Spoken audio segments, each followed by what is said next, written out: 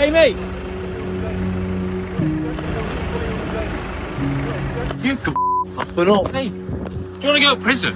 That shit. I'm not being stupid. It's bad, that. I haven't actually watched the full clip in a while. It's just mad, the language, though.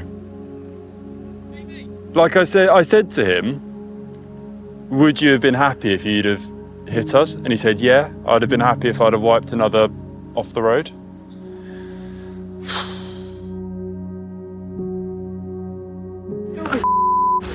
Stop. Kill me. Get in that car and think. I just took another off the road after. Wow.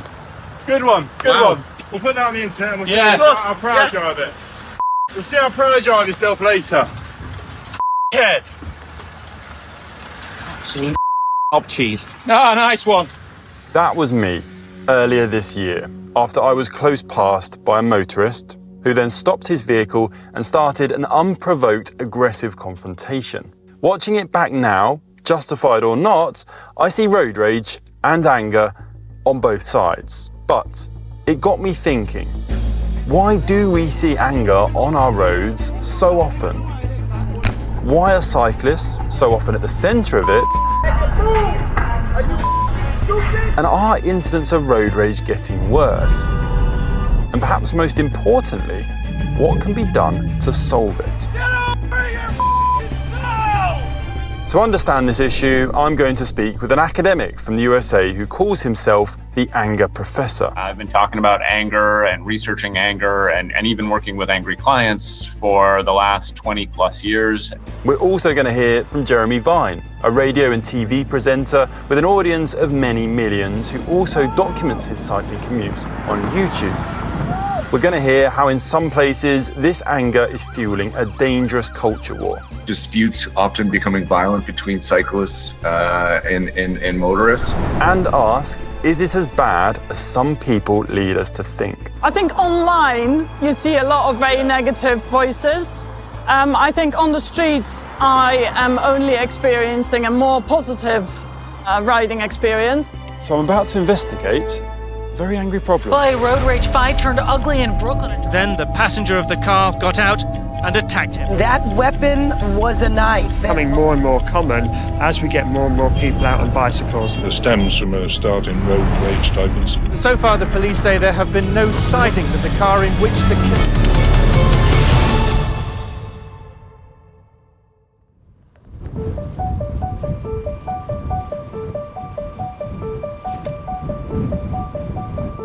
As a cyclist and road user, I must say most of my journeys are completed trouble-free.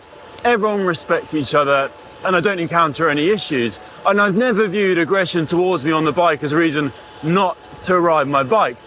But still, it's always something I've had in the back of my mind because I know sometimes you can experience it. As my clip showed, it's not just motorists who get angry. Road rage isn't limited to one group.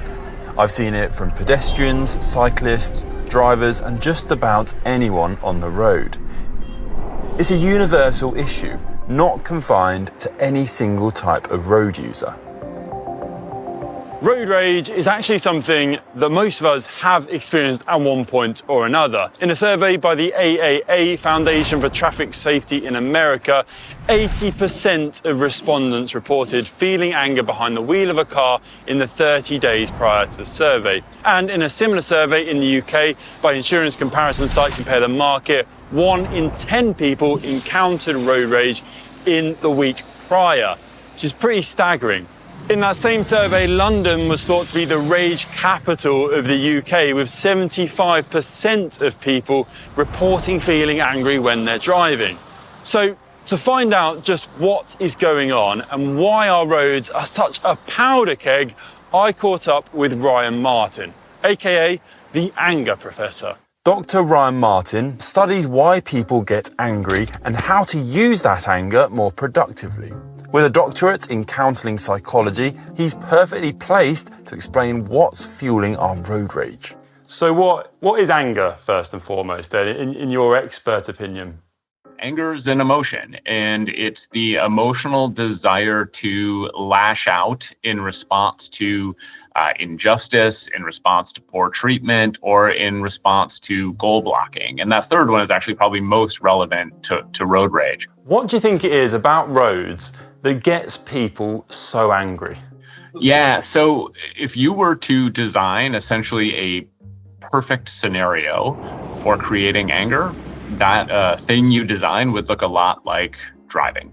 It is in many ways just the perfect example of things coming together that lead to anger. So for starters, you are on your way someplace. So what happens is you encounter all of these potential barriers or frustrations that slow you down in meeting that goal, right? Well, that happens all the time on the road. Red lights, slow drivers, traffic, bad weather, all of these things that kind of interfere in your goals. So right there, we encounter a lot of stimuli that lead to anger. Final thing is we've got all of these kind of anonymous others on the road with us, right? All of these people that we don't know. And because we don't know them, we don't know their motivations, we don't know who they are, we don't know if they're dumb or if they're smart, we don't know if they're kind or if they're mean. And that means that we can assign whatever labels we want to them. We can decide they're total idiots. We can decide they're fools. We can decide they did something on purpose. And that lack of understanding of the other people makes us more likely to get angry and more likely to assign a negative assumption about who they are and what's going on.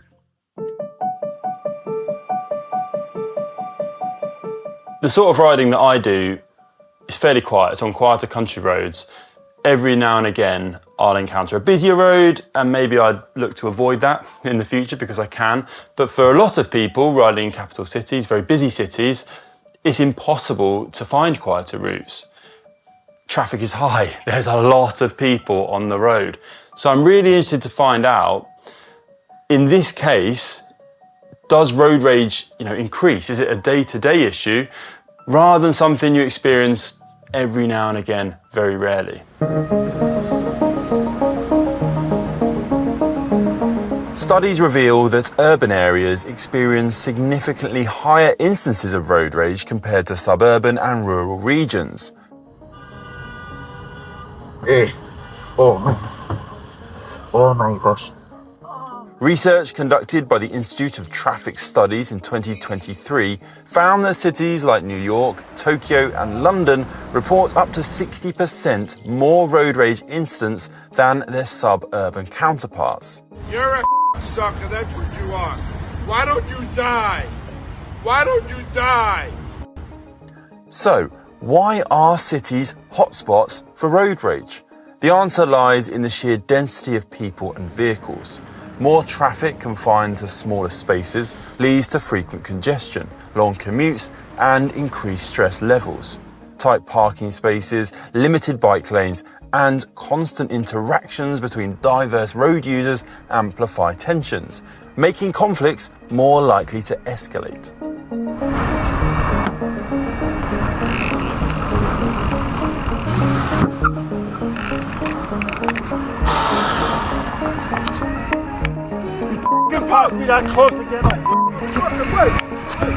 Jeremy Vine is a journalist and daily bike commuter in London who documents his encounters on the road. His videos showcase the driving behaviours he faces every day, providing a real-world glimpse into the challenges cyclists endure in a bustling city environment. Why do I cycle? Look around. This is the way to travel. This driver will think that I'm holding him up. And so he's going to want to get past me, and he's got quite a fast... Oh, he's fine, he's good. He's good. But drivers do feel that the cyclist in their life is the problem. They get so angry when I'm ahead of them because they wrongly think that if I wasn't there, they'd get there in time. They ignore the fact they got lights. Any driver who passes me is going to have to stop in 100 yards. And I think this is why my films have had more than 100 million views, is because suddenly people can they could see it from the other side, what it's like to be pushed and pushed by the driver behind. Don't assault me. You've already assaulted me. Are you going to hit me? That's my personal feelings. Jeremy's encounters with aggressive motorists highlight how these systemic issues create a volatile environment where road rage can easily ignite. To understand these frustrations myself, I headed out to my local city of Bath in the UK to ask some drivers what their thoughts on driving in cities are like. How do you feel when you see like a cyclist nip up the inside? Oh, they wind me up.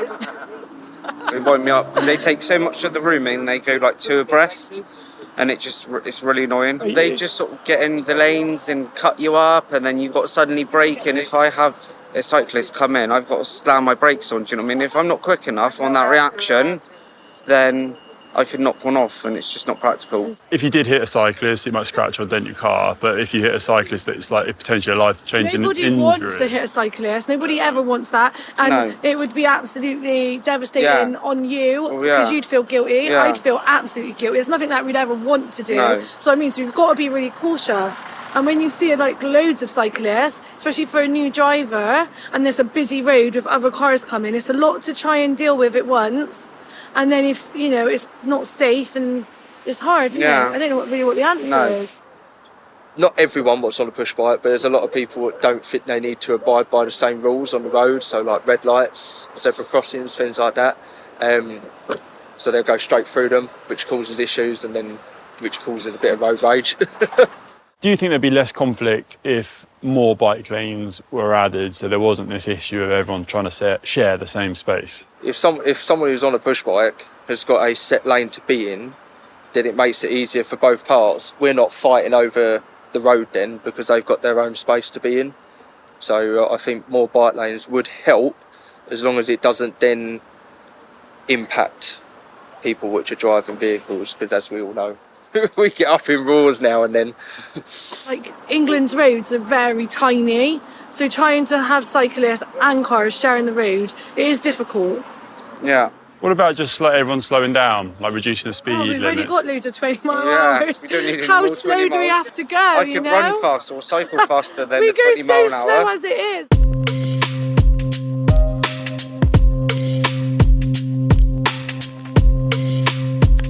I do think a common theme when I've spoken to different people creating this is that traffic and congestion on the roads is kind of like one of those root causes as to why everyone is getting so frustrated. And if you look at the US alone, 34 hours is the average time that each commuter is stuck in traffic. And as a whole, the nation spends $70 billion US just because of congestion.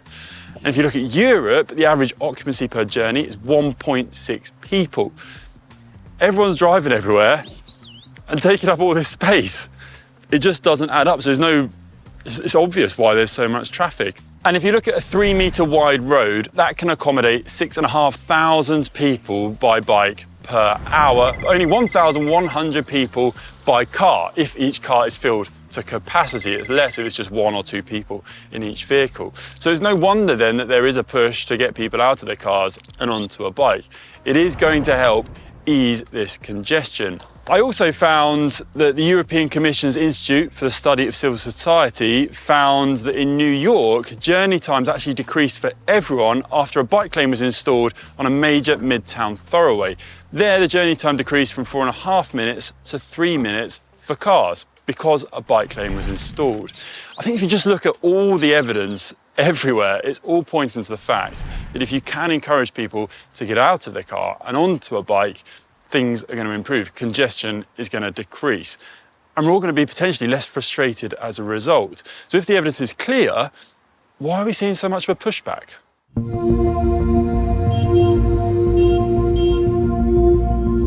The premier who runs our province, a state basically, has come in and said he doesn't like bike lanes, so he's going to rip them out. He says that all the congestion that our major urban centers are facing has to do with bike lanes that are put in when we know the opposite is true. This is Dave Shellnut, aka the biking lawyer, who represents victims of injuries and accidents. He has seen this firsthand in his home of Toronto, where politics is leading to bike lanes potentially getting ripped up to the tune of over $38 million, and an increase in violent and deadly incidents on the roads. We've had 6 people die in Toronto alone this year, not to mention other people across the province.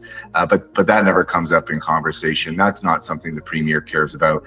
It's only just stoking flames of this culture war. How do you see that friction, like in real terms? What are the sort of stories you're hearing of like road rage incidents or negativity towards cyclists? How serious is it getting? Yeah, I would say minor incidents of like, hey, you cut me off, turns into a vehicle being weaponized and people being run over. We see motorists jumping out of their car to threaten cyclists with their fists, all for very minor things. That this kind of behavior on the street, if you threaten someone with a knife, you would be locked up for that. But on a roadway, you can swerve into somebody or even hit them and you get a slap on the wrist in Ontario. And that's what we should be looking at. That's the kind of law changes that we need here, is like protecting vulnerable road users and making sure that if you do something very dangerous with your motor vehicle, like assault somebody, it's treated very seriously. But instead, his bills are to rip out bike lanes.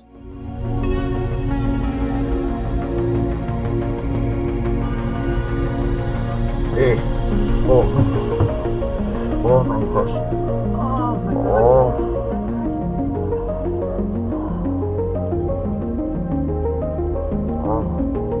Statistics show time and again that increasing cycling infrastructure like bike lanes and physical barriers separating cyclists from vehicles does create a safer space and less congestion for all road users.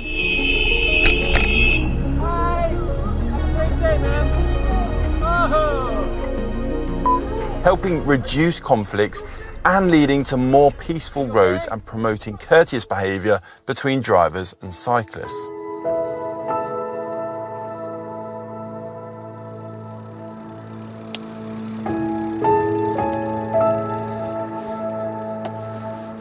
Now that I've explored the causes of road rage and seen its impact firsthand, I decided to revisit my own confrontation video.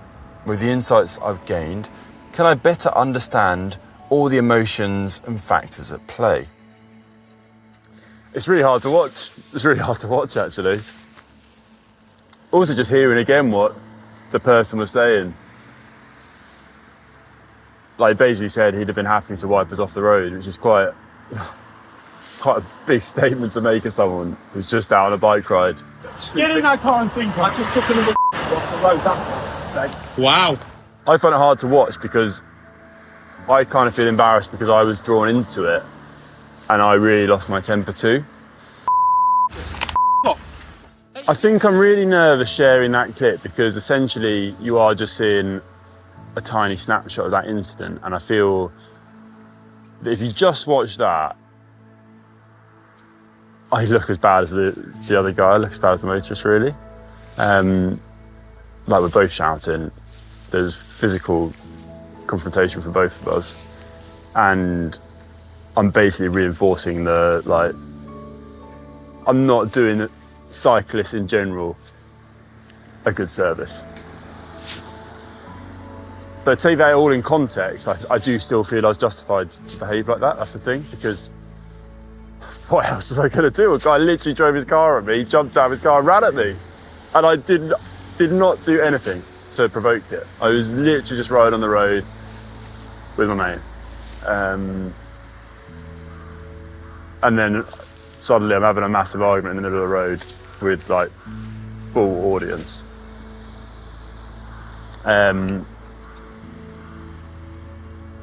So yeah, I'd rather forget it. I began this film investigating anger and determining if road rage is worsening. Watching clips like this, it's hard to believe things are improving. For real change, our cities must adapt to the growing number of non-motorists. That's why I'm meeting Saskia Heijltjes, Bath's first bicycle mayor and regional organiser of Kidical Mass, a global group advocating for safer cycling infrastructure. I started by asking Saskia what Kidical Mass actually is. It is a way to celebrate cycling, but to also call for safer streets. So it's a family-friendly cycle ride where you basically take up the whole lane and you just go around as a group with people of all ages and abilities. And yeah, it's a way to show other people like how it could be. Kidical Mass hosts events all over the world. Their aim and tagline is space for the next generation.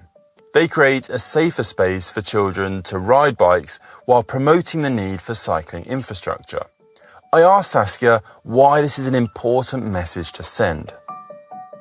When you don't see people cycling, you don't get used to that. So I think the more people get used to people cycling on the road, the more people will just take it in their stride and understand how that is not adding to congestion, but actually alleviating congestion. So it's better for everyone.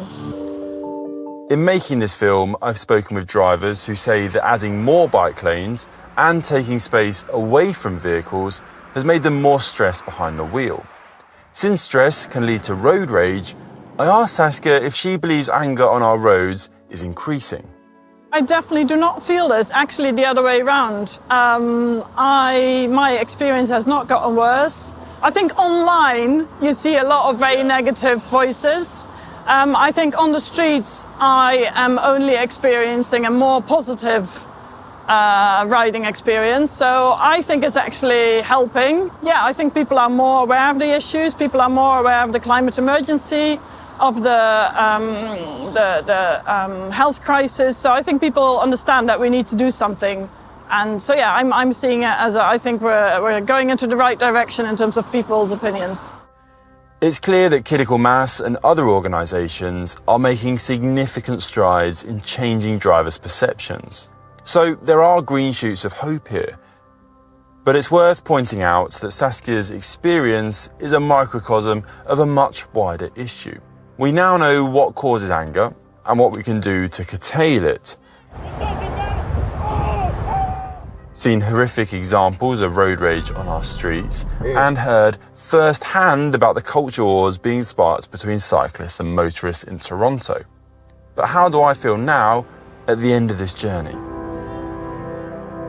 I started this film looking to examine if road rage was a growing issue, and at the end, personally I think it is. I think everyone's busier, everyone's trying to get to places faster, and that is leading to more issues of conflict. But at the same time, I also think there's a lot of hope. I think roads are being managed better, infrastructure is coming in to allow everyone to share these spaces in a better way. But I still think not all road rage is equal. If a cyclist lashes out at a motorist, it's going to cause a lot less harm than a motorist lashing out at a cyclist, and I still don't think you can get away from that. A lot more harm can be created when a motorist loses their temper and basically drives their car like a weapon, and we are seeing how that is happening around the world. And I do think you need to protect the vulnerable road user, and that needs to come in everywhere. We're seeing it happening, but it needs to happen more. But let me know what you think in the comment section below. If you encountered road rage, is it an issue where you ride or where you live or where you drive? Be really interested to hear what you think. It's been an eye-opening journey making this film for me. Thanks for watching. Keep calm out there.